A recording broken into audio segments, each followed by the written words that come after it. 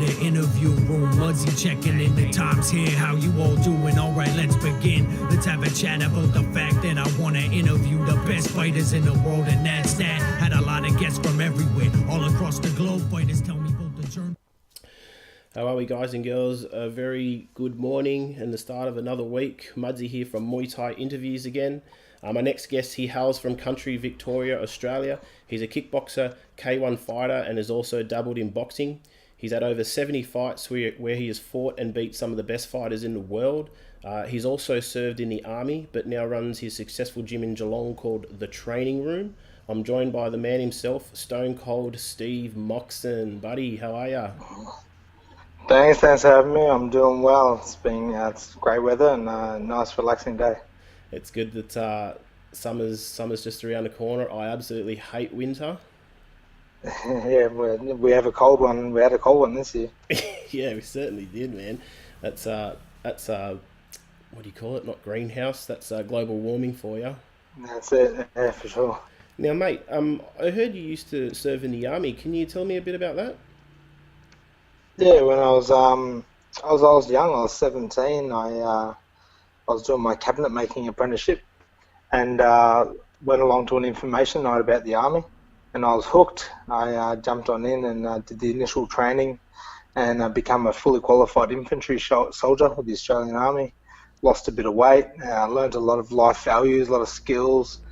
I seen a lot of grown men that couldn't push out 20 push-ups. A lot of grown men crying because they couldn't handle the stress, and I was from early on just taking it all in my stride, and absolutely loved it. I feel like everyone should do it. It's if it was a compulsory thing to do, at least the initial training for the army, we'd have a much better world, I reckon. So how many years were you in there for? Yeah, so I did about 17 to 20, about 3 to 4 years in total.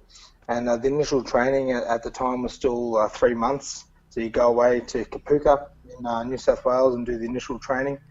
And you learn all the fun stuff, and you get screamed at just like the movies, and you make your bed and fold your clothes and get screamed at some more. You do all the marching and all that stuff. It was actually, I loved it. It was really cool. And, it broke a lot of people, but I loved it. I was going to say, it probably would have broke some people because not a lot of people like getting told what to do, when to do, how to do it, that sort of thing.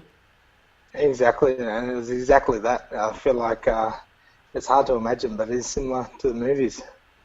Mate, I work in the mines, and sometimes that can be a bit of like a prison camp as well. Probably not as full on as yours, but I have a general idea of what it might be like, and some of the characters that we get working there. Yeah, that's it. It's especially hard to mesh with all the characters, and at an early age, I was telling the older guys exactly what I thought of them if I didn't like something, and I feel like it need to happen sometimes. So how did you find kickboxing? Because I read that only after 8 months of training you debuted as a pro, and then you went on a 16 fight win streak. Yeah, so it would have only been about 3 or 4 weeks before I went away to my initial training for the army. I started at a kickboxing gym just in a shed in country Victoria, and it was a few weeks training. There was just on a Monday and a Wednesday, and that was it. And I really liked it. And then I went away for the army for a few months, and I lost 10 kilos while I was away. I was 90 kilos when I was 17 years old, 90 kilos. And I lost 10 kilos while I was away with the army. So I was down about 80, and I come home, and I thought I'll just keep going with kickboxing just for fitness. Yeah. And I just picked it up really quick, lost another 10 kilos, and had my first fight, 8 months later. My first fight was with Shin Guards on the local show. And I won against a really tough Turkish guy who looked frightening. He was really big, really muscly. I beat him just through strong basics. And then my second fight was on Fox Sports. So we both agreed to wear no shin guards. And then I won that in the first round. And then from there, I just kept on going and just kept trying to take on the best. I realized the better guys I fought, I'd get a little bit of money or a better trophy. It was good. What are your seeming, as we'll touch on this topic, there's a petition I've seen going around on Facebook with Australia where people are petitioning to get rid of the headgear and all that sort of stuff. What's your thoughts on it? And are you a fan of like people with, say, first up to, I think it's 5 fights fighting in the shin guards and the body armor protective stuff? Yeah, I'm a fan of the shin guards. That's totally fine. Even those sock shin guards, that's fine. I think they still use them in the IFMA comps and the amateur world comps. I'm definitely not a fan of headgear, not a fan of those body armor. It only restricts you actually, and it makes your head double the size. So I feel like it can give you tunnel vision. You know, it's a bit hard to move, so you're not so free, and you end up becoming just a big punching bag. And so it's harder to show skill. I feel like you're a lot lighter and you can move faster when you take the shin guards off and everything off. But I think shin guards is good because it gives people confidence to get in there to start off fighting. I think you're about the headgear too. You bang on. So many times I see people get hit in the headgear and then they spend a couple of seconds trying to fix up their headgear, where there's exactly. the opponent could have followed up with another 2 or 3 punches, and you can't see it. Just if anything, I reckon they just need to have bigger gloves, like pillows. Exactly right. I feel like headgear for people that like to wear it for training. Some people do, some people don't.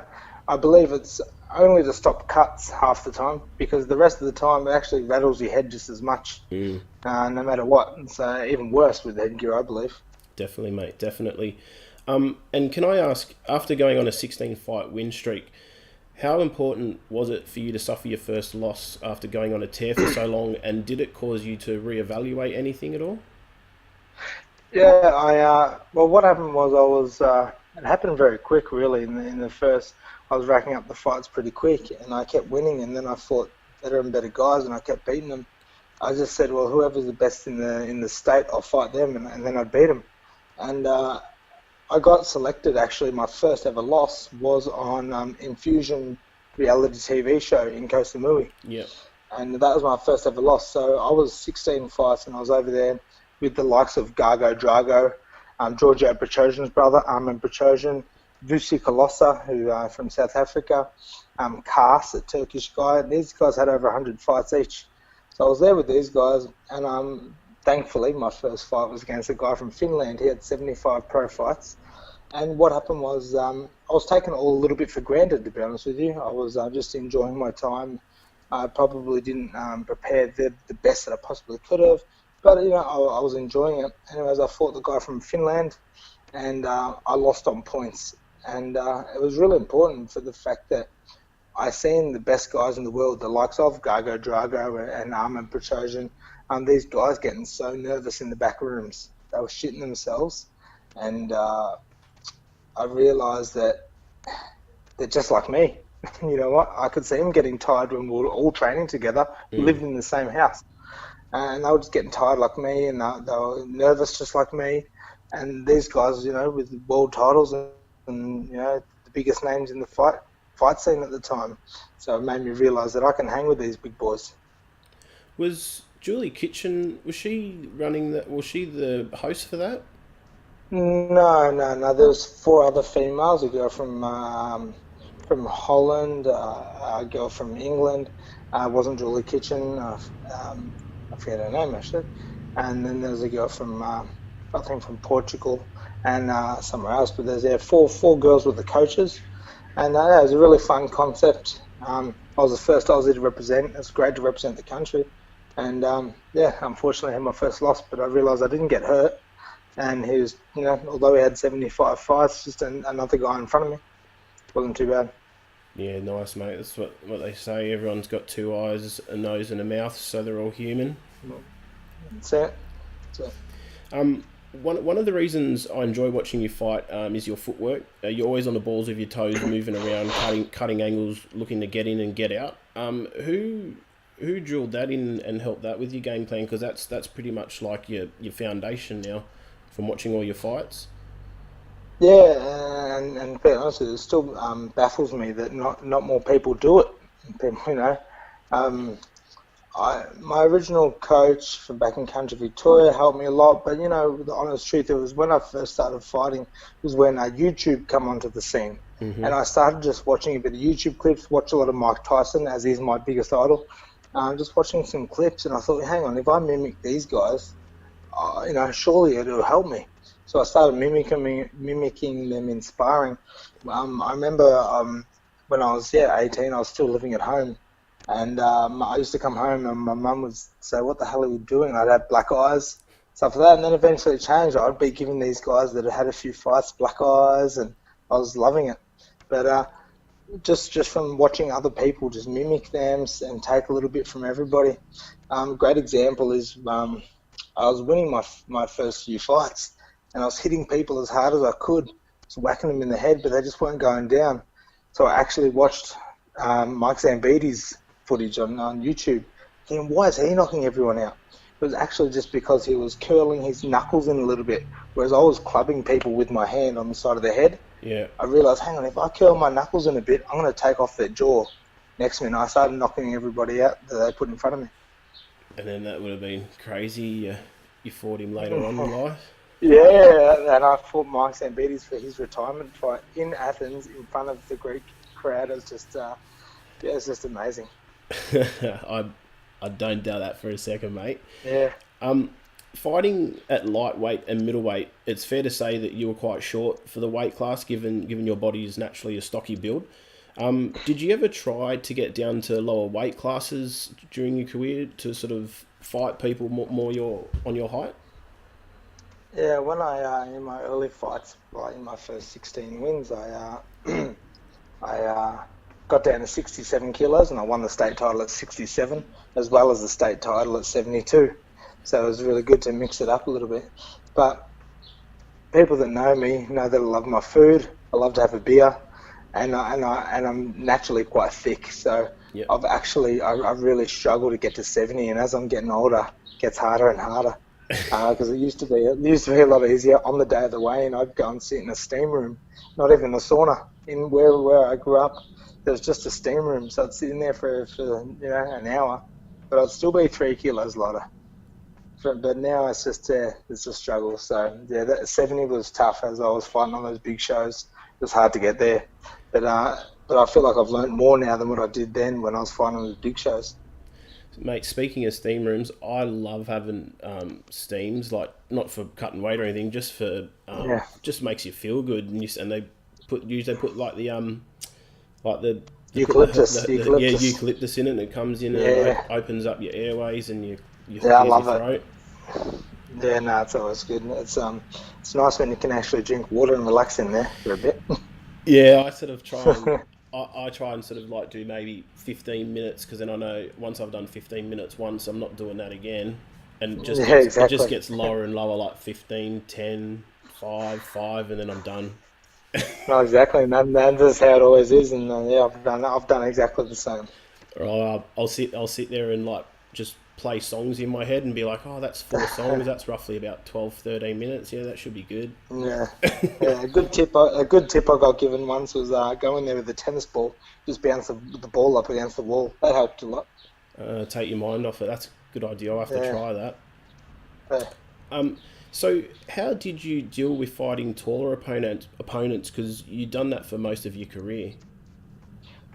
Yeah, I tried to use that as my advantage. So I was 169 centimeters, which is when I was fighting on those big shows. It was the second in the world. I was the second shortest in the world, with Mike Zambides shorter than me, and then it was me, and then after me, everyone was much taller. I actually used it as my advantage a little bit. I always think that they've got to come down to my level. If I can punch over the top, they've got to look over their gloves down at me. As long as my hands are up pretty tall, I'm all right. And I always like it when they're trying to kick my head off, because then now I'm one leg and I can push forward. As you know, I'm never really going to step backwards. So I'm going to go forward. Later in my career, some people have started cotton on to how to beat me. But, I feel like if you can chop down that tree, gradually it slows them down. Yeah, nice. And one thing I want to have a chat about with you is during your career, you moved to Sydney to train with the legendary Peter Graham for a few years. What was that like, and what did he teach you? Yeah, It was a really good time in my life, actually. I was in Sydney for 4 years. A sponsor from back in the day, actually, LoJack Fightwear, they're based in Queensland, and they were in the Kickboxer magazines, and I kept seeing their pictures pop up. And just through the old forums, messages got sent across, and before I knew it, all of a sudden I was in the magazines with the LoJack singlets on, LoJack Fightwear. And when I spoke to the owner, I said I wanted to move to Sydney, and he got me in touch with Peter Graham, who was also sponsored by LoJack Fightwear. So I didn't even know who Peter Graham was, so I checked it out on YouTube, and I was pretty amazed. And what happened was I flew into Sydney. Peter Graham picked me up from the airport personally. He says, "Where do you want to go?" And I had no plans. I said, "Take me to Backpackers." I was there for 3 weeks to train at his gym, which is Boxing Works Sydney, with Larry Papadopoulos. He's an absolute icon and legend and a mentor to me as well. Peter Graham said, "Listen, I've got an attic in my house. I've just moved back from Japan with my new wife.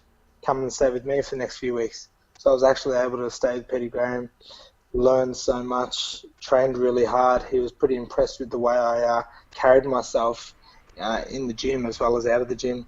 And him and Tony Dow, who managed him at the time, offered me to move to Sydney, and they'll look after me. So it just went from there.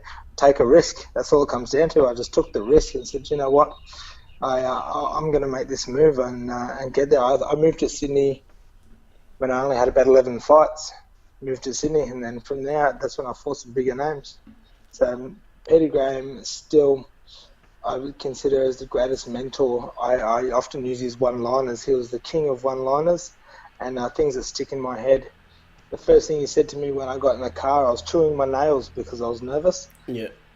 He looked at me and said, "Stop chewing your nails. It makes you look nervous." I've never ever chewed my nails since. And that was about 9 years ago. Maybe he's a great mentor. Maybe I need to adopt that because I've got a bad habit of chewing nails. Even when I'm not nervous. Yeah. I mean, so I always remember that when I'm sitting at a press conference or something. Just don't look nervous. Always on. And I just remember his. Are they the tornado kicks, the spinning back tornado kicks, where he's knocked a couple of people out, man? The Rolling Thunder. That's made it. Famous. The Rolling Thunder.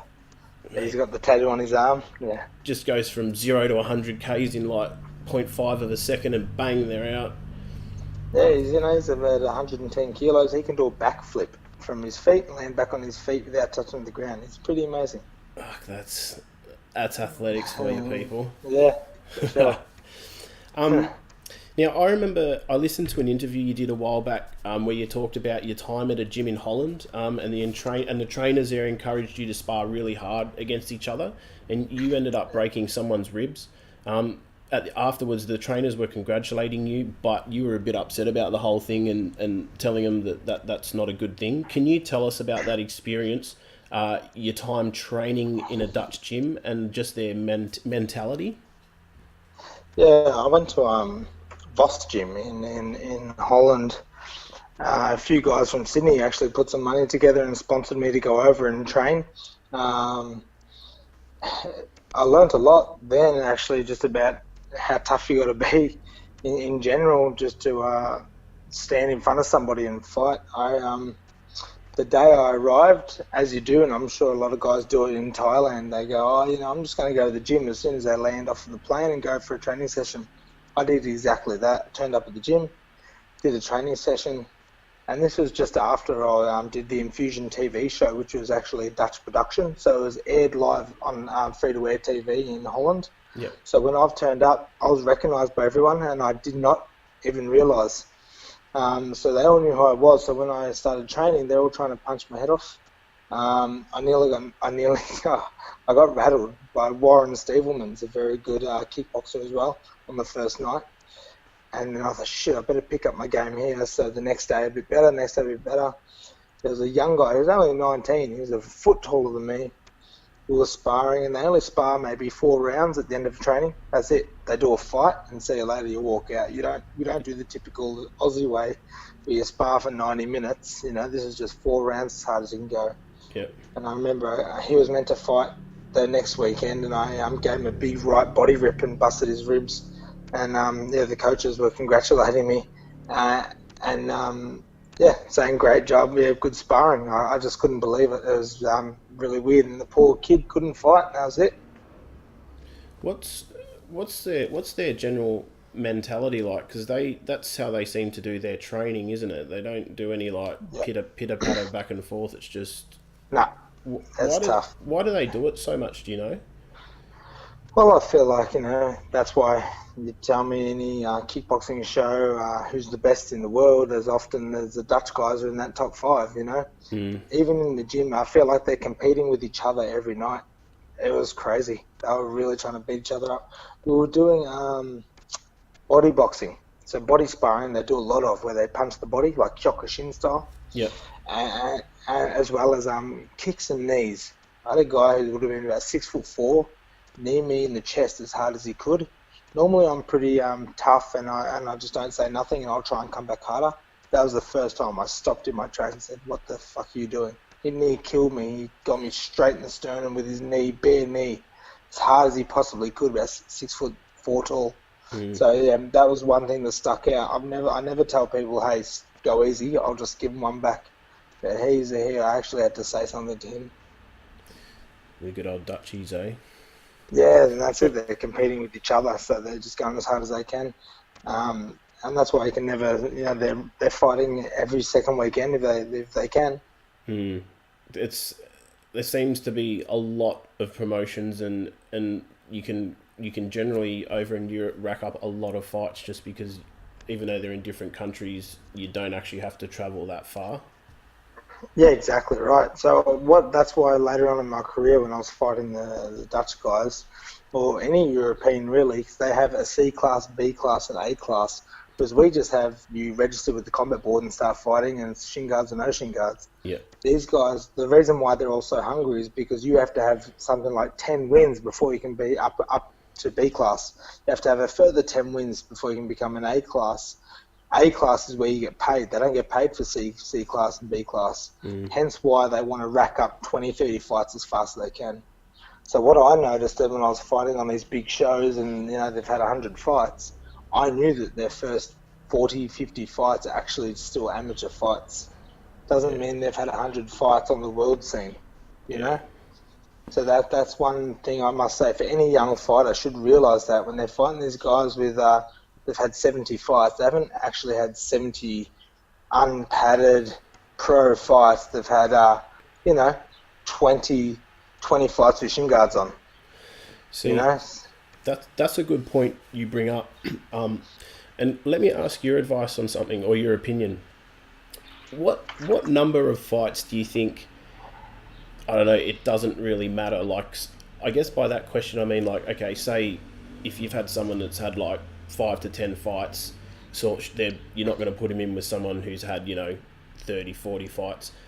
But at what number do you think it doesn't really matter? So say, like, I don't know, do you think once you get to like 30 fights, 40 fights, it doesn't matter whether someone who's had 30 fights can fight someone with 100 fights? Or do you think someone at 40 fights, like how many fights do you think it doesn't matter afterwards where it doesn't matter if you're going to fight someone that's had 100 fights or 50 fights? Yeah. Oh, shit. Yeah, I definitely reckon like 15 to 20 fights. The problem is, and I see it a lot on these local shows, it's, they don't want to fight him because he's had 2 more fights than I have. Oh, but I don't want to fight him because he wants 73 kilos instead of 72 kilos. These guys don't want to be fighters. These guys want a new Facebook profile picture, with their Moxon on. It's ridiculous. You got to back yourself. These young guys, they don't want to be fighters. You just got to shut up and fight whoever they put in front of you. I think once you've had 10, 15, maybe 20 fights, fight anyone, There's kids in Thailand fighting at, how old are they, 9 or 10? They just fight. That's it, just fight. Experience, win, lose or draw. I know of many good fighters that have lost their first few fights. It's a mentality side. I was lucky enough, so it's hard for me to say because I was lucky enough. So I went 16 fights undefeated, right? But when I lost, I didn't go hide under a rock. I just said, okay, well, so be it. I know I can fight these guys now. Let's move on. So, I feel like even early on, you could fight a guy with with 2 fights, 1 fight, you don't know. You could be fighting the next walkout. You just don't know who you're fighting. You don't know. So just give it a crack. That's so, exactly. Yeah, I feel like after our 20, 30 fights, just fight whoever they put in front of you. So there's always someone else to take your place if you wimp out. That's it, man. And like, there's always someone that's going to be better than you. It doesn't matter who you are. There's always someone somewhere in the world that's going to be better than you. That's it. That's why Yodson Klei's better than Blockhouse. But anyway. You reckon? I heard a great tip, actually. Vusi Kolossa, a South African who's fought him 3 times. I think he won the last time. Yeah. He said the way he beat Borkow was he walked into his power left kick rather than walking away from it, because the second he hits you and you twist your right arm back, you're not in a good position to counter. So he was walking into his power shot to bunt it, to block it halfway. When Yodson Klei's leg come up halfway, he's already blocked it and stepped forward with a straight right cross. I thought that was great. That was really good advice. If ever I get the phone call. Hey mate, if you get a contract with one, that's where he is. That's it. Yeah. Now, when watching you fight, you often look to start very aggressive. You look like a caged pit bull ready to unleash hell. So what's your mindset going into a fight, while you're making that walk to the ring, and then once you're face-to-face with your opponent waiting for that bell to ring? Because you look quite revved up and ready to go. You don't really look that nervous. Yeah, I feel like, I am nervous. I definitely am nervous, but I feel like it's that poker face, mentality. One thing I learned early on is, you're in the ring. Once that bell goes, it's either me or you. Someone's going to get hurt. I'd much rather it be you, So I tell everybody, as soon as that bell goes, touch gloves, it's all good and well, whatever. Give them the biggest, hardest, straight jab cross that you can, even if it's into their gloves. I know me, I punch hard. So I'm going to punch them into their gloves as hard as I can. From that instance, you often see their eyes go wide open. They go, holy shit, this guy hits hard. I feel like if you start playing tip-tat, tap each other nice and easy and get into a bit of a boring groove, no one sort of gets on top. But if you come out straight away, it's not about swinging hard, it's just about hitting them nice and straight, making them feel the power, because then I'm already into their head.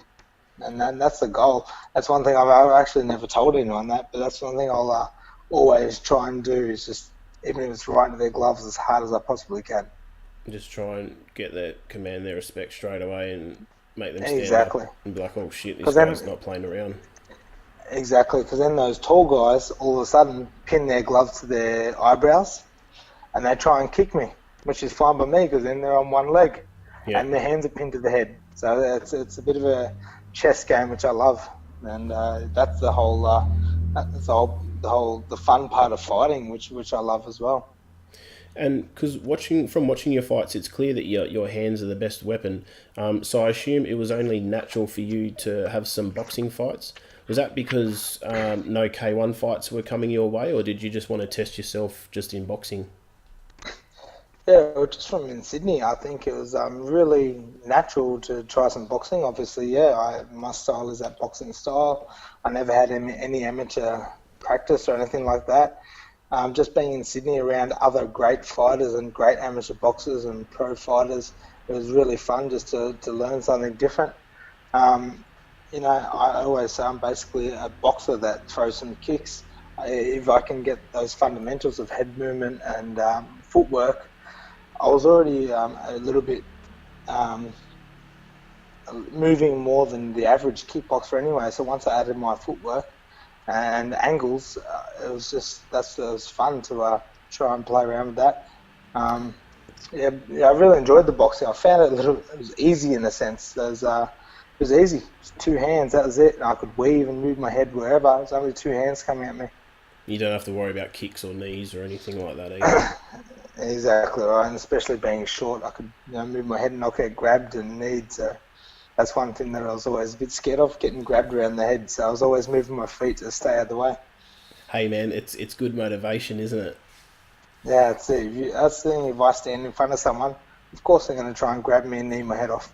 So that's why I was always on the balls of my feet. Just trying to cut those angles and be a little bit different. Yeah, definitely. Because do you find that well, obviously because you didn't have a lot of Muay Thai fights, but I reckon that would have been one of your advantages, because you often find with a lot of Muay Thai fighters, they're very stagnant and they just, they just stand there in front of you, whereas you're boom, boom, boom, in and out, in and out. Yeah, look, you know what? I've had 2 Muay Thai fights in my whole career. One versus Kai Hollenbach, who was a WMC world champ at the time. I fought him in China. My second against Borkow, full Muay Thai rules. Once again, it's about opportunities, right? So, my first one against Kai Hollenbach was in Hainan Island in China, in a 4-man eliminator that was over 2 days, and that was full Muay Thai rules, and I beat the first guy up, and I lost on points against Kai Hollenbach. But, I feel like I was fighting lots of Thai fighters, I guess, or Thai stylists under kickboxing rules, and I guess, my footwork was a little bit more superior and I was able to move around a bit more. But it's just a tricky one, and this argument or debate could go on forever when you say, oh, but if it was Muay Thai, he would have lost. Well, what's the fundamentals of Muay Thai? It's punch and kick. Don't get hit. Like, really, tell me how many elbows are getting thrown. You jab with your hands. You don't jab with your elbow. So I feel like this argument could go on forever. These statements could get a few people, especially in Australia, riled up. But let's stuff them. Let's do it.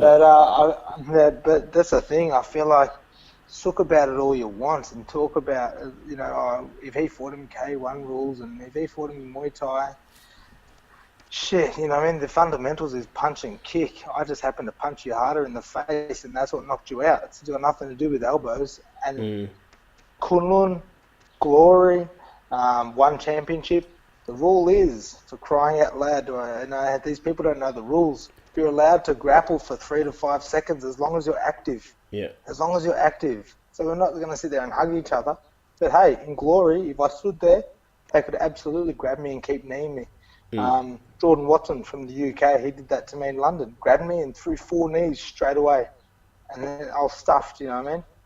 But it's K1, right? So here's a good one for you. You might like this. K1 is just the promotion. It's not the rule, So Glory is Glory rules.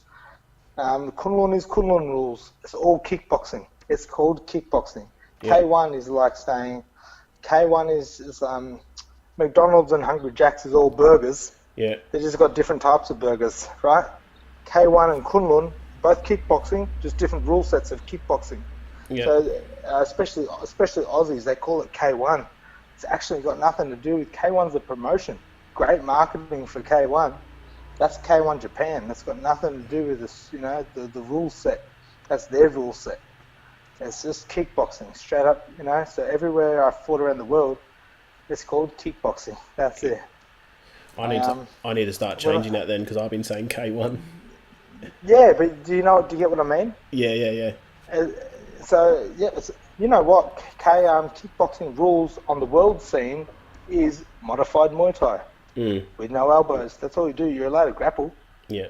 So that's another one that'll get some people going. I love it, but I feel like people need to be educated. They put their 2 cents in and they have no idea.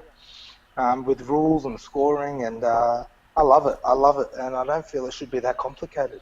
It is just kickboxing, and it is Muay Thai, 2 different sports, but hey, I'm not twisting your arm to force you to fight me kickboxing.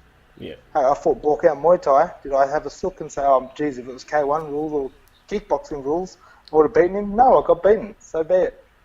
I fought him full Muay Thai rules for my second ever fight in my career. I don't think many people can say that, can they? Nah, and that's right. That's what I love. I love saying it because I could always say it. What was it? What was it like? Was he as powerful as what you thought he would be? He actually wasn't. His timing was perfect. That's what really shocked me. His timing was amazing. So he wasn't worried about my big heavy hands. His timing was perfect. It was on. I fought him in Paris on Top King World Series. Got offered the worst money I've ever made in the past 10 years. They did not look after me once at the hotel. I did not have a sauna. 3 a.m, I was running around the hotel room running around outside the hotel in my sweatsuit because they didn't organise me nothing. It was all about Borkow. There was a big ceremony at the start of the show. Big ceremony. I didn't even get a mention. It was just all about Borkow. And then in the back rooms, everybody had their names on the door. So here I am fighting in the main event against Borkow. I didn't even have my name on a door with my own change room or any change room. I had to share a room with some Dutch guy that I had no change room, so they did not care about me. I was stitched up from the start, really. It was quite an experience, but hey, jumped in there and gave it a crack. What was that promotion called? Do you want to name and shame? Yeah, Stuff'em, Top King World Series. It was all about Borkow. It was shocking. It's funny, like, see, that just reminds you of things like with the UFC when, they do things like they hype up a fighter, like they hyped up, Ngannou to be the next heavyweight world champion. That backfired on him. They hyped up Rousey to make her return against Nunes. Didn't even give Nunes a mention, even though she was the actual champ. That backfired on them. Now they've got hyping up TJ Dillashaw to come down to 125 and take the belt off Cejudo and then close the division. So I hope that backfires on them. As much as I like TJ, I hope just out of spite that it backfires on the UFC. Yeah. And it is quite actually rude when promotions, like, sure, everyone can have their opinion on who they think is going to win, but I think as an actual promotion and the way they go about promoting things, they need to realise that there's two people in a fight, not just one person. Yeah, exactly right. Because often that what's the heavyweight guy's name? The American guy who gets not mentioned. He fought that big black guy and beat him. Stipe Miocic. Yeah, Stipe. Great fighter, but he gets nothing because he's not the good-looking guy, not the big shredded guy. Poor bloke, I feel sorry for him. But he's winning, right? And the poor guy gets nothing. But then, did you see once Ngannou lost that one, he fought Derek the Lewis, the Black Beast, and he was just a former shadow of himself. He went from having his chest pumped out here, the whole world's hyping him up as the next best thing, and then he went there and he just looked scared. Yeah, exactly. Yeah, it's all hype sometimes. So in saying that, how important is it to have your mental game on point? Yeah, this is a huge one for me. I'm pretty easygoing and I just take on anyone and do whatever. But I found like if you're unhappy, like I was in a relationship through the prime of my career when I started losing fights, unhappy relationship, and you try all you can and it just doesn't happen. So it becomes like it got to the point where I would half-heartedly train and then just rush home because you want to be home. I had a new daughter and you rush home because you want to see your daughter. And then that's not even a fun place to be at home. So you should have just stayed at the gym, and then you don't know what the right thing is to do. So the mental state, because cool, I know how to fight. But when your mental strength isn't there on the night or in the preparation, it's just, you can just throw it all away. I was losing fights that I definitely shouldn't have lost, even though they were against good guys, but I feel like my history speaks for itself. I definitely should have won some fights that I've lost later in my career, and it almost becomes a bit of a regret, I guess, not preparing the best I should to represent the sport and represent the country, represent myself. But I feel like even if I wasn't prepared, I feel like shit, you got to get in there, or else you're just not going to get paid, and that's what put the food on the table for my daughter. So you just do it. When you were training for boxing, apart from obviously kicking, kneeing, all that sort of thing, but the fundamentals, did your training really ever differ between boxing and kickboxing? No, I didn't really. I actually enjoyed it. It was almost a little bit easier to the point where you can just go for a longer run, hit the bag for a little bit longer, skip a little bit longer. I enjoyed travelling around to different gyms. With the boxing, there's a lot less politics, so the gyms all seem to mingle with each other. Whereas I find, especially in the town that I'm in now, a lot of the Muay Thai gyms don't want to mingle with each other. There's too many burnt bridges. So I found the boxing gyms are always fun because you can go around and spar with anyone, and they appreciate the help. So I enjoyed the boxing. I enjoyed the training, but yes, it definitely feels that little bit easier. Boxing's hard. The sport is hard. Yeah. I've had the honour of training in Manchester at Ricky Hatton's gym with Ricky Hatton for a few weeks. That was a great experience, but that made me realise there's like young 16, 17-year-old kids that they'd beat me up if we were in a fight. They're like amazing boxers. The difference is that I've got my kickboxing credentials, which got me better fights for boxing, which, it's not about making millions, but I could make a bit more than the average beginner boxer. And what was I going to say there? Just lost my train of thought there. Oh, that's right. Are you more a fan of like old school training or new school? Like, when I say new school, I mean like, with all this strength and conditioning incorporated and functional exercising, fitness, all that sort of thing. Yeah, no, I'm definitely. I reckon I've crossed over the dark side a little bit. I'm a little bit new school. I enjoy lifting weights. I feel like, because even now there's longer gaps in between fights for me now, so I enjoy lifting the weights. I feel like just for me personally, I can lift the weights and keep lean muscle rather than, I feel like some people go to Thailand once and they learn that they've got to jog in their sweatsuit, do 200 knees and hit the bag for how long and grunt as loud as they can every time they hit the pads. And I don't feel like they're going to get any better when the fight lasts for 6 minutes for an amateur or it lasts for three-minute rounds, 9 minutes of fighting. I don't believe you need to run a marathon every time you train. You just need short, sharp training. So I love that explosive power training. And that's something I've learnt later on in my career, but I really enjoy it. I feel, it's trained smarter, not harder. But, I enjoy that intense training because, a Thai boxing fight goes for, 5 threes. That's 15 minutes of fighting. So what's the point of going in there morning and night and training for 3 hours at a time? But when you go to Thailand on your little summer holiday and learn that's what you do, they come home and open up a gym and think that's what you got to teach. No one has to train that long. That's why it causes injuries.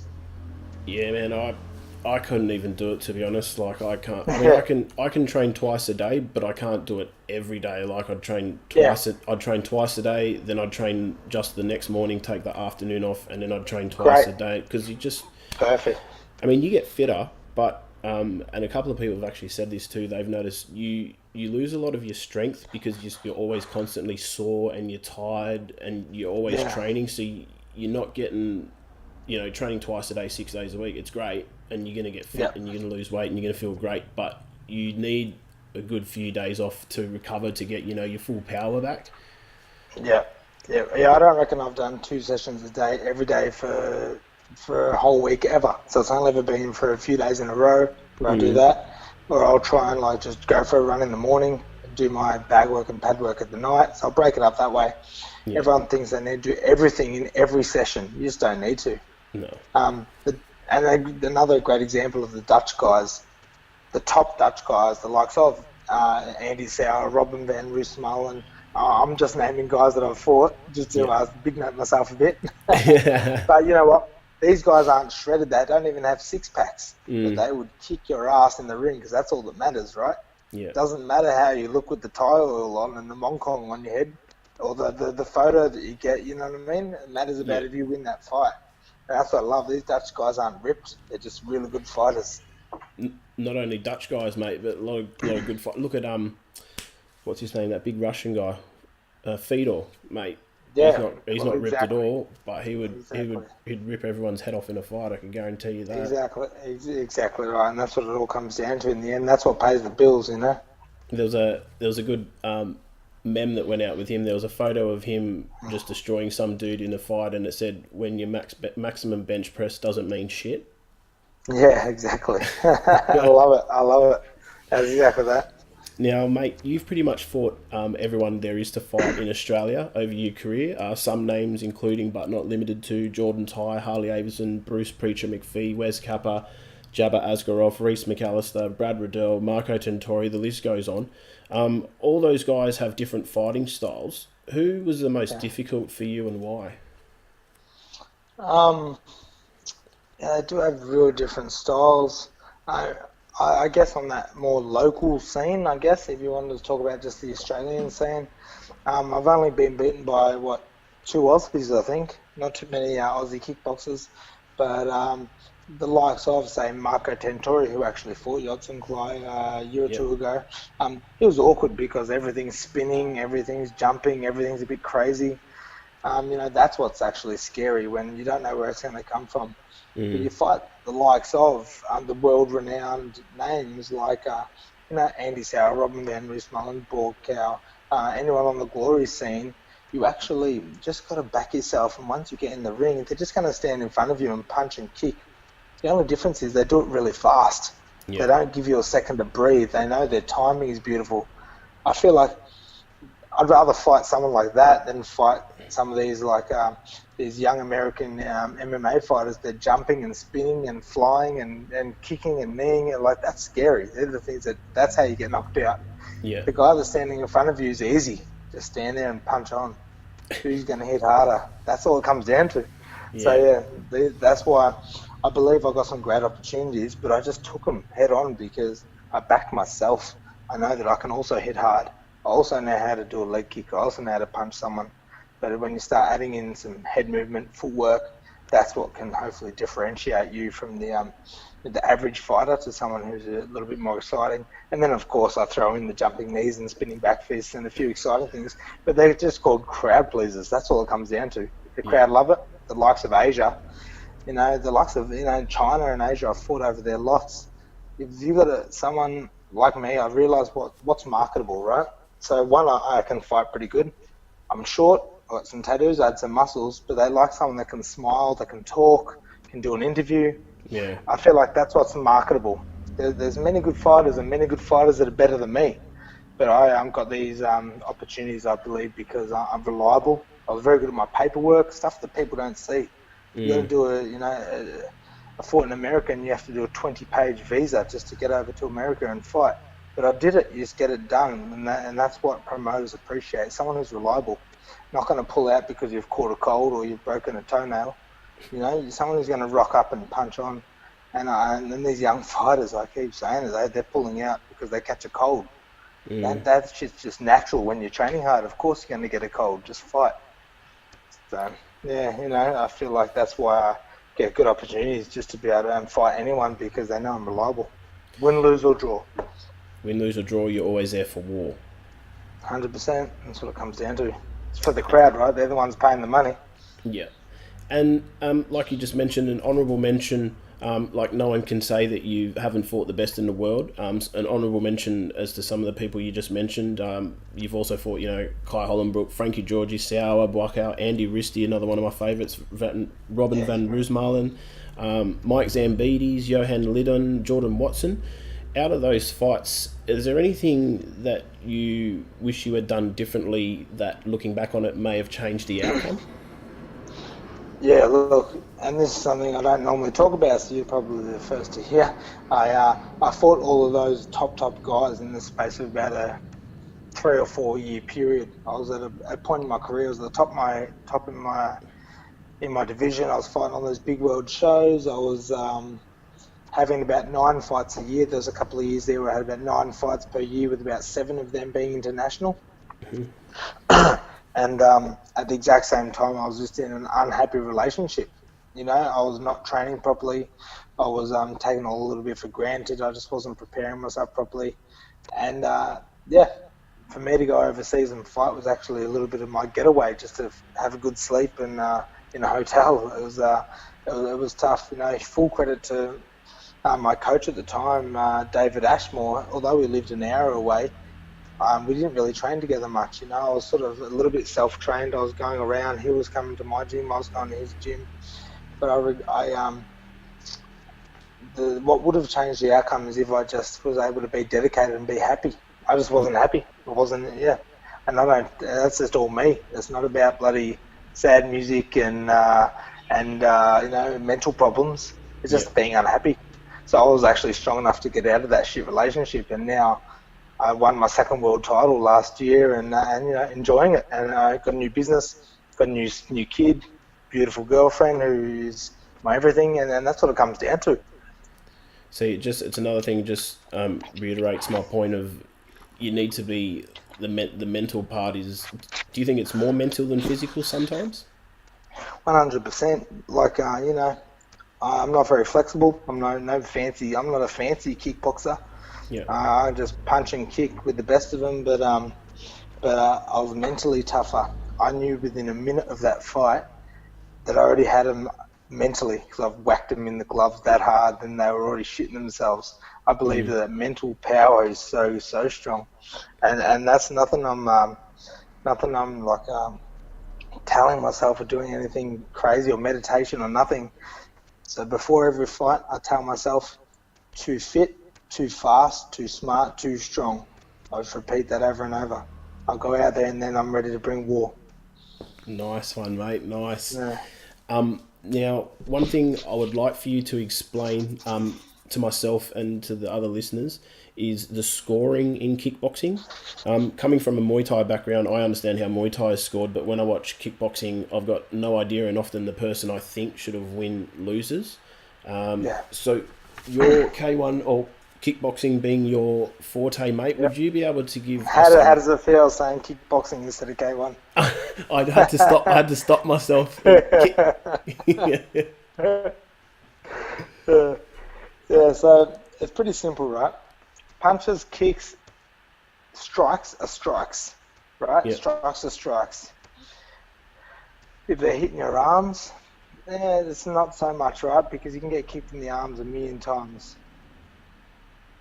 It's all about damage, accumulative damage. That's the big word that everyone has to remember. Accumulative damage. It's about doing damage, about hurting your opponent. Not just throwing kicks into their arms and how fast you kicked it, or how loud you grunted, or anything, or how you punched them just with a crappy little jab. It's about damage.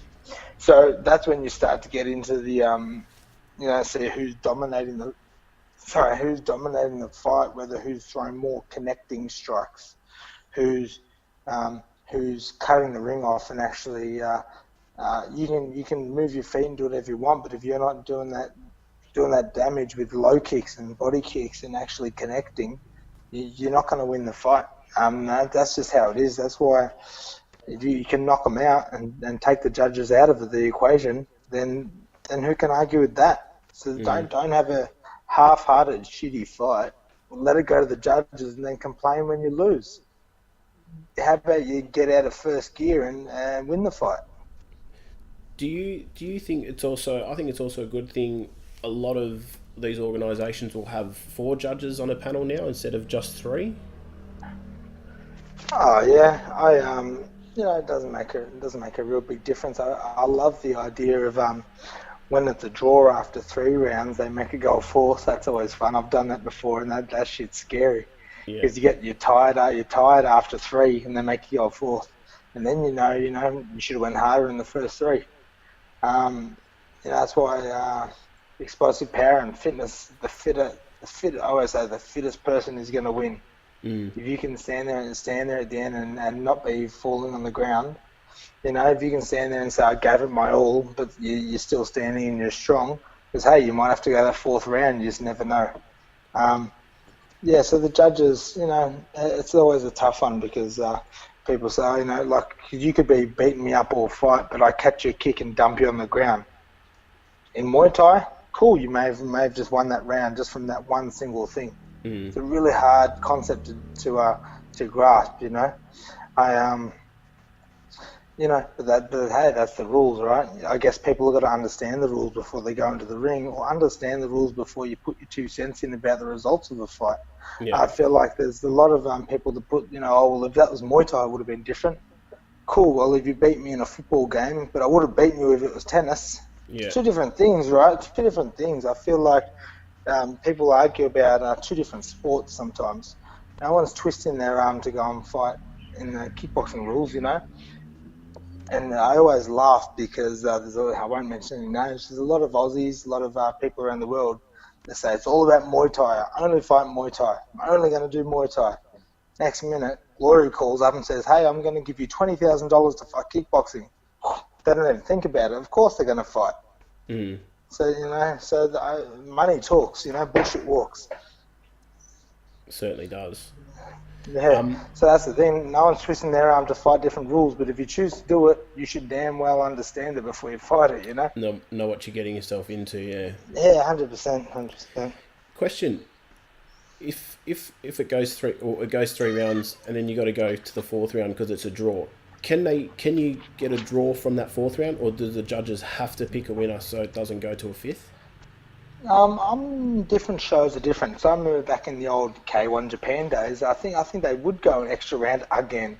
Where Yeah. if the Japanese guy didn't win, before you know it, they've had a 5 round fight and just keep on going. But yeah, I'm not 100% sure actually. That's something I wouldn't know about. But there's one fight I had over in Kunlun. I gave everything I could. In the 3 rounds, I fought Aikprachar Min Yothran, 270 fights, 250 wins. That was one fight that I'm like, holy shit, versus Yeah. my 50 fights. Mm. You know what I mean? So what? You just go jump on in and fight. But I went 3 rounds. I gave them my all, and it was a draw.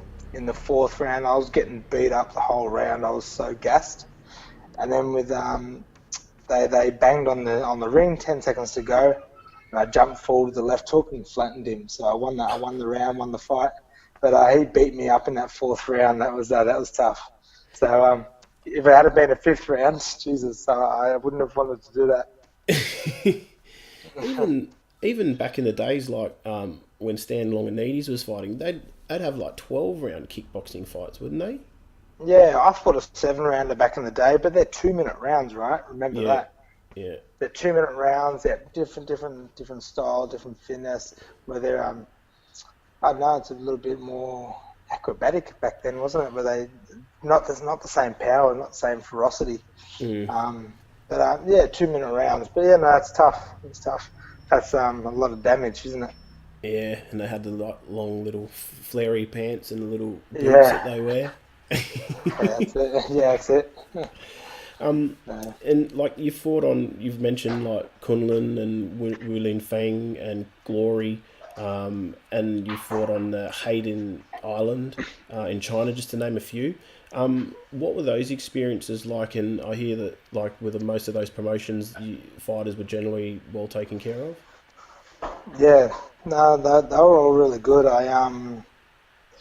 When I got well, I was probably the only Aussie, and I was the first Aussie to have a multi-fight deal with Glory Kickboxing. I had a 6-fight deal with them, and they were just amazing, and they looked after me, paid really well. Their shows are great. I feel like I did my apprenticeship. I stayed in the crappy hotels and did all that, and then it was a really, really good experience to be able to stay in the nice hotels, the big shows, and you get looked after really well by them shows. Still anywhere in China, they're just another level. They're amazing. They really look after you. They have big light shows and big productions. They're really, really good. But it's all those 1%ers, like when you weigh in. A lot of the smaller shows do it now too, which is those little 1%ers, like giving you some fruit or water there for you after the weigh-in. So I feel like everyone's slowly getting there. Even when I was promoting my little shows, I was trying to do those extra little things for people, because that's the difference between just turning up and fighting in a Chinese restaurant somewhere, that's been converted into a fight venue, or fighting in a cool hall with nice lighting and stuff like that. Although it costs more, it's always comes out nicer. But yeah, those big shows definitely do look after you quite well. And looking back on all the fights, the belts, the experiences and achievements you've made over your career, what sticks out the most in your mind and why?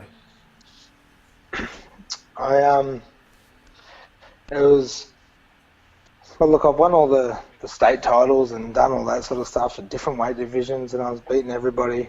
And then when I moved to Sydney, I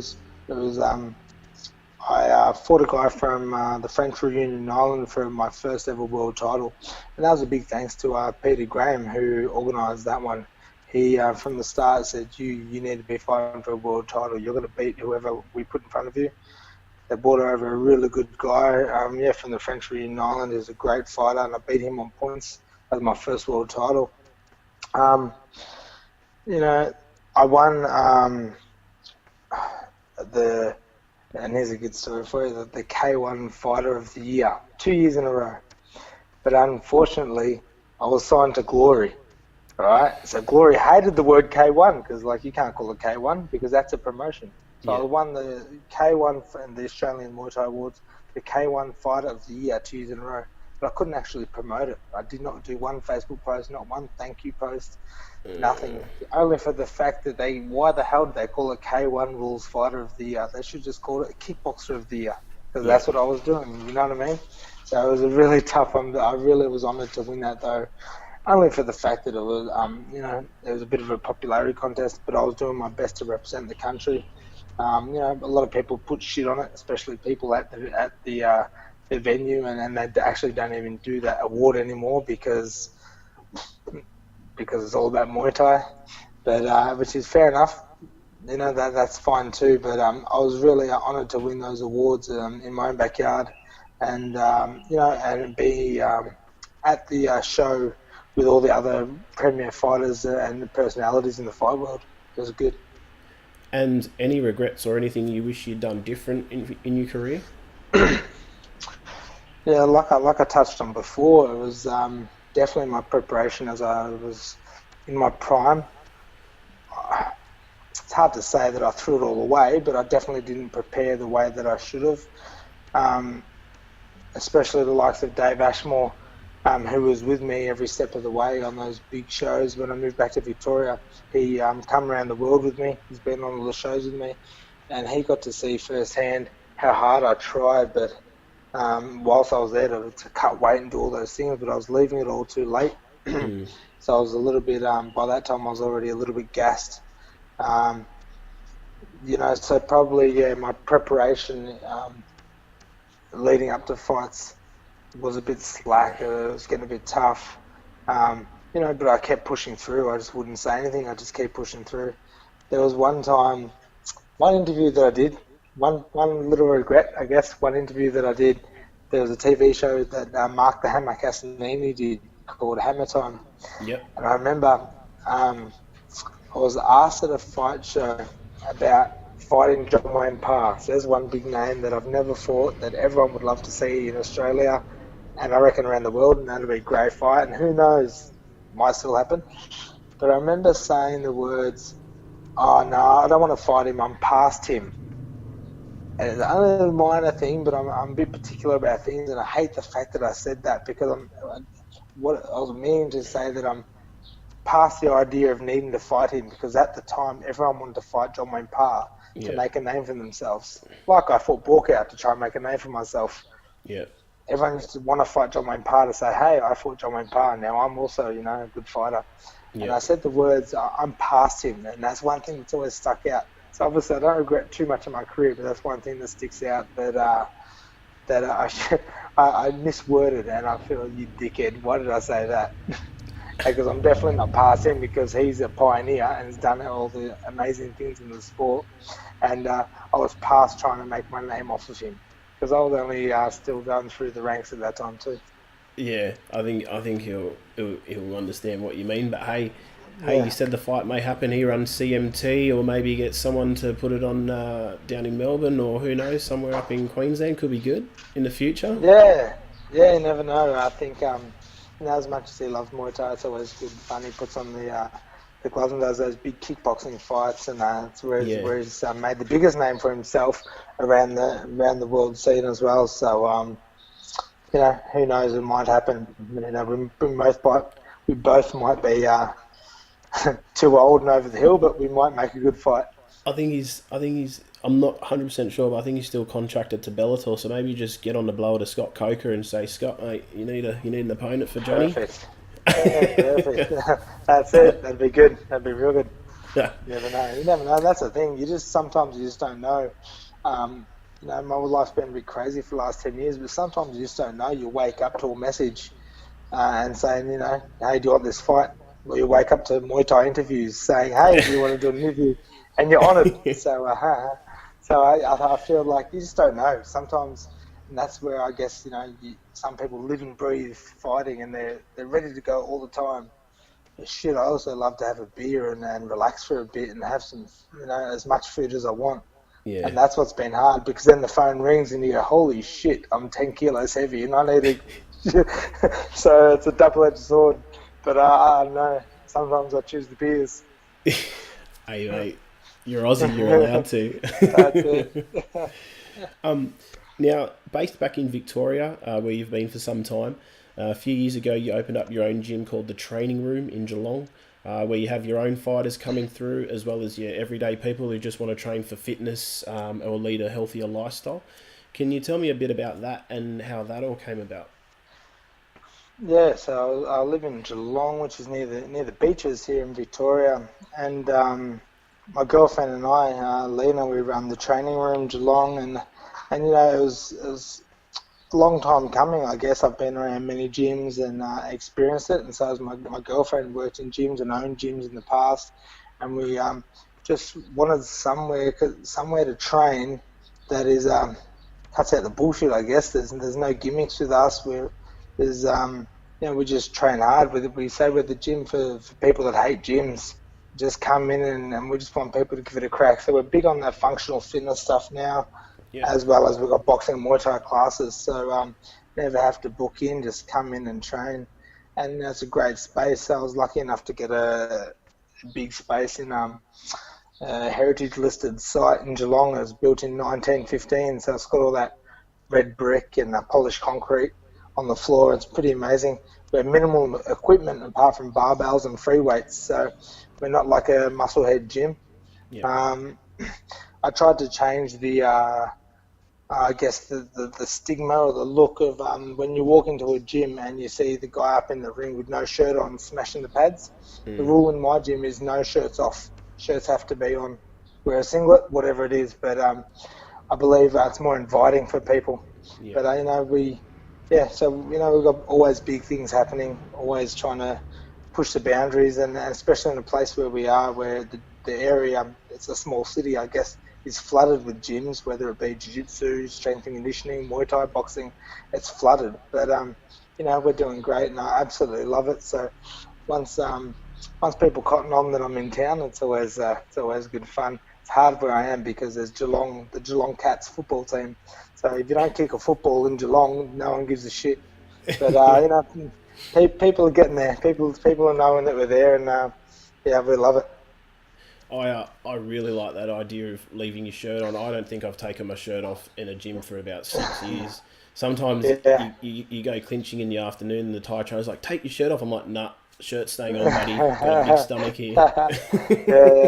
Yeah. I always feel it's more inviting. As you know, you walk into a gym and the first thing you see is, the guys in the ring, smashing the pads with no shirt on and grunting really loud. Yeah. And, at the end of the day, it's the people that it's the grown adults, the ones that are going to pay the gym membership, not the kid with his shirt off, Yeah. So so we try and make it a little bit different, and we really enjoy it. That's a cool idea, and especially in winter time, there's no need to take your shirt off. It's fucking freezing. No, that's right, exactly right. And you find we have no mirrors in the gym, so it's no one's getting those selfies anyway, so it's all good. Now, you've also done some promoting yourself. Have you got any plans to do any more in the future? Yeah, I would really love to. I actually love it. After the first show, it's so stressing, and you say never again. Before you know it, you're planning the next one. I've done 6 shows now. With my last 2 shows being MMA shows, I went out and bought a cage actually, which lives in the storage unit about an hour away. And my last 2 shows are MMA, and it was fun because I understood what sells, I guess. So MMA is all the rage, I guess, and everyone was doing that. What it comes down to is sponsors. It's hard because I don't have that capital. You need that money, that backing, and I don't have that big sponsors to get it started. So often I'd start with $0, get a bit of money from tickets or some small sponsors here and there, and then I can pay my bills. But yeah, that's what's getting hard. There's a lot of shows around that's really hard to get started because there's it's hard to ask sponsors for a lot of money. Yeah. And there's only so many fighters. That's really hard too. That's the hardest part is matchmaking these pussies that have had 2 fights each and they're too scared to fight each other because of 1 kilo difference. Or one's had 5 fights, one's had 3, and they don't want to fight each other because one's had 2 more fights. That's what's really difficult. On the big world scene, if you say no to a fight, they'll go, okay, see you later, pick up the phone and call the next guy. But on the local scene, any promoter will tell you that it's so stressing because people pull out without a care. They'll pull out a day before the fight because they've caught a cold. And it's frightening that these young guys do this. They don't really understand, how it damages the show. Yeah. Or because they're worried about their record, or they're just actually scared, to be honest with you. So, but I would really love to do more shows, and my shows are called Gold Rush Fight Night, which is in Ballarat, Victoria, which is a gold mining town. Yep. So Gold Rush was always good fun. And funnily enough, I actually made my own trophies. I bought some gold bullions on the internet, and I bought some trophy bases, and I glued them all together and made my own trophies for the show and just stuff like that, just to make it a bit more quirky, a bit more personal. Yeah. It was always good fun too. Yeah, nice. Hey, that's what I wanted to ask you. See, as a promoter, and obviously one of the big things that you do face as promoters is pull out. Do you, if you think someone's going to pull out, will you say to someone else, oi, get ready, you might be a fight possibly? How do you go about that? Because with the local scene, it is so small. Yeah, it's really hard to sort of pick, right? Because you're staying awake late at night trying to plan your show, but then when you go to sleep, you dread picking up your phone in the morning because someone's changed their mind, someone's changed something, or trainers say, yeah, this guy's 70 kilos with 10 fights. Oh shit, I got it wrong. He's actually 80 kilos after you've already matched him. Stuff like that. So you've gone for weeks trying to confirm fights. Next minute, they're giving you the wrong info. Or you've got the opponent's gone and searched the boy on Facebook and said, hang on, I can see his profile pictures. It looks like he's had 10 fights, not one. Stuff like that, where people lie about records, and it's actually the coaches, whether they lie or they don't know about experience or what's happening. The coaches don't actually know the weights or whether the bloke actually wants to fight, but they're putting their name down, So it's really, really tough. It's really tough, and that's one thing where I guess I was able to sort of skyrocket my career because I just said, yeah, let's fight. Never said no. I feel like you got to agree to something. Anything in life, agree to it, and then worry about the consequences later. Put yourself in the position where there's no turning back. Too many people say yes, and then before you know it, they're scared, and that's it, they're out. They pull themselves out of fights. So, like I said, everyone wants to fight, but they just want to fight for that new Facebook profile picture rather than actually fighting. They don't realise it's not a game of football, it's a fight, you can get hurt. So maybe they should realise that before they start putting their name down for fights. Definitely, mate, definitely. And what about yourself? We haven't seen you in the ring for a while. Any plans to make a return anytime soon? Yeah, but unfortunate, right? Because I wish I could get back on that world scene, and the likes of One Championship. So I've been in talks with them a little bit lately, and that's my goal. I would really love to. I feel like that might give me the kick up the arse to get skinny again and get back on that scene. I feel like there's not many new young talent coming up. There's no one new. They're all the same old names. Some guys that have actually already fought, they're still just there. But the last couple of years, just been concentrating on my gym. Got a new son, Tyson, who's my beautiful girlfriend. He's doing great. He's now 8 months old. And, so just concentrating on that sort of stuff and just trying to get the gym up and running because, I guess that lasts forever. The fight game doesn't last forever. Yeah. I've given it my all, but I still feel like I've got more to give. I won my second world title at the start of last year. And, I just feel like I wish the phone was ringing more, but maybe I need to get my name out there a bit more. It's hard because the phone rings for me for boxing. So now my record was great at the start. Now I've lost a few. So the phone rings for boxing, but I'm fighting like the best guys in the country. That's tough as well. Yeah. But I'm not actually a boxer, although I give it a go. Yeah. I'm fighting these guys that live and breathe boxing every day. That's tough too, but I really want to kickbox again. I'd love to get on that one won championship shows and fighting those big shows again, because I believe I can still do it. That's all it comes down to. I believe I can still do it and still hang with these guys and fight the best, because I don't see anyone else doing it. I mean, you knock out people with 10-ounce and 8-ounce gloves, so I bet you'd love to have a crack with the 4-ounce. I would love to fight a stand-up fight with those 4-ounce gloves. I often get asked, actually, why don't I get into MMA and do MMA?